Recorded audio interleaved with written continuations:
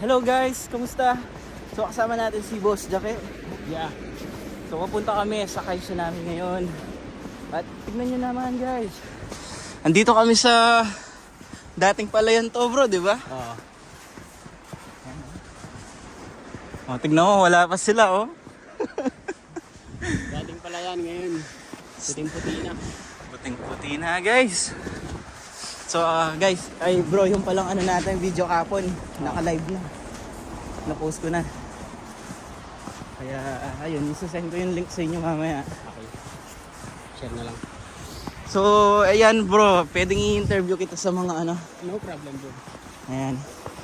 Kailan ka nag-start magtrabaho dito sa Japan bro?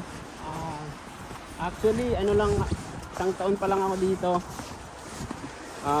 Nung June 2023. So kamusta naman bro? Like, mahirap ba? So, umpisa mahirap kasi nararamdaman mo yung homesick. Pero, at least ngayon, okay na. Yan. Kaya ako, bilib na bilib ako sa mga senpai natin kasi walang uwian to guys. Pero yan, hanggang 3 years yan. Hanggang 3 years. Pagka-training ka, 3 years, titiisin mo yun. Imagine no, 3 years sa ibang company kasi pwede silang umuwi.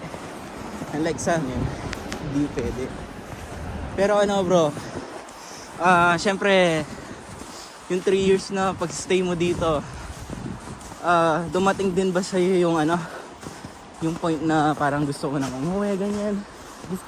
Nung una, kaso para sa pangarap, di ba? Kaya pumunta tayo dito. Tama naman. Para sa pangarap, tinuloy-tuloy ko. Hanggang sa nakayanan naman. Awan ang Diyos. Kailangan talaga may pananalig din tayo, no? Automatic yan. Kaya hangang-hanga ako sa mga kasama nating mga Pilipino guys kasi hindi sila sumusuko kahit mahirap man ang trabaho. Gagawin para sa pangarap, para sa pamilya. Mahirap pa maglakad pag nampang snow. Oh. Ay, by the way, dito sa snow. So, dati ba, last year, naglakad din ba kayo? Last year kasi mas marami ang panggabi ko noon last year. Kaya nung December, hanggang January, ano na lang ako. Puro kami taxi. Mas panggabi kami. Hindi pwedeng maglakad pag panggabi. Sagot ng naman company. ng company yun. O, diba? Kaya napakaganda pa rin na mapunta ka sa isang magandang company. Napakaganda ng company namin. Kaya guys, sa mga magbabalak pumunta ng Japan, anong may papayo mo bro? Yun lang. Maggambati kayo sa pag-aaral ng Nihongo. Mahirap pag hindi nag-aaral ng Nihongo dito. Oo, tama. Kasi mostly lahat ng mga tao hindi talaga nakakapagsalita ng English. Tsaka ano, Dito, oo. tsaka ano pa yung ano, about sa paglalakad sa snow, ganyan. So, na-enjoy naman. Kaso pagka pangalawang araw, isang linggo mo ng paglalakad, wala na. Oo. Tama nga yun guys. Kaya ano lang, tsaga lang talaga, tiis. Taga lang. Okay. So maraming, sa ano na lang, pinaka last question. Oh bro. Ano ang may papayo mo sa mga taong na-homesick ganyan?